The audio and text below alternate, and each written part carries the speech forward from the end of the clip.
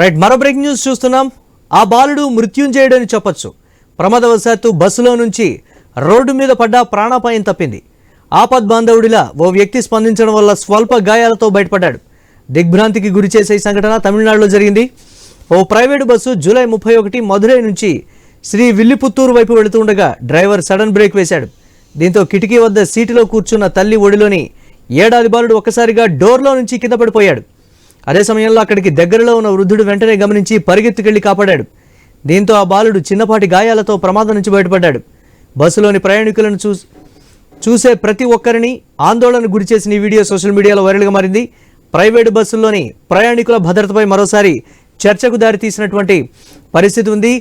I news screen మీద ఎక్స్క్లూజివ్గా visual రూపంలో చూస్తున్నాం. బస్సు ఉన్నట్టుండి ఒక్కసారిగా సడన్ బ్రేక్ వేసేటప్పటికీ ముందు సీట్లో కూర్చున్నటువంటి మహిళ ఒళ్ళో ఉన్నటువంటి బాలుడు కింద పడ్డటువంటి పరిస్థితి ఉంది. హుటాహుటిన స్పందించి అక్కడికి ఒక వృద్ధుడు వచ్చి ఇమ్మీడియట్గా కూడా ఆ బాలుడిని పైకి లేపినటువంటి పరిస్థితి ఉంది. స్వల్ప గాయాలతో ఆ బాలుడు బయటపడ్డట్లుగా కూడా ఈ నేపథ్యంలో తెలుస్తున్నటువంటి పరిస్థితి ఉంది. బ్రేకింగ్ న్యూస్ ద్వారా చూస్తున్నాం. అందరినీ విస్మయానికి గురి చేసినటువంటి సంఘటన. ఈ నేపథ్యంలో బాలుడికి అంతా బాగుండేటప్పటికీ అంతా ఊపిరి పీల్చుకున్నటువంటి ప్రస్తుత పరిస్థితి చూస్తున్నాం.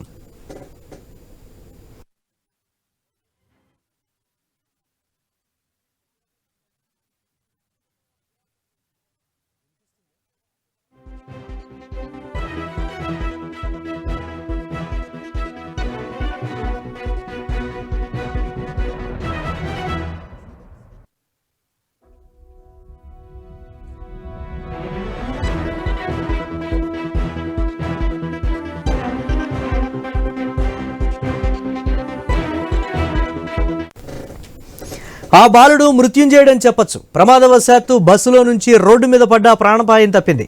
ఆపద్బాంధవుడిలా ఓ వ్యక్తి స్పందించడం వల్ల స్వల్ప గాయాలతో బయటపడ్డాడు. దిగ్భ్రాంతికి గురి చేసే సంఘటన తమిళనాడులో జరిగింది. ఓ ప్రైవేటు బస్సు జూలై 31 మధురై నుంచి శ్రీ విల్లిపుత్తూరు వైపు వెళుతుండగా డ్రైవర్ సడన్ బ్రేక్ వేశాడు.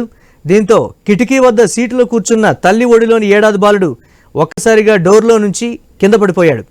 అదే సమయంలో అక్కడికి దగ్గరలో ఉన్న వృద్ధుడు వెంటనే గమనించి పరిగెత్తుకెళ్లి కాపాడాడు. దీంతో ఆ బాలుడు చిన్నపాటి గాయాలతో ప్రమాదం నుంచి బయటపడ్డాడు. బస్సులోని ప్రయాణికులను చూసే ప్రతి ఒక్కరికి ఆందోళన గురిచేసి వీడియో సోషల్ మీడియాలో వైరల్గా మారింది. ప్రైవేట్ బస్సులోని ప్రయాణికుల భద్రతపై మరోసారి చర్చకు దారితీసింది.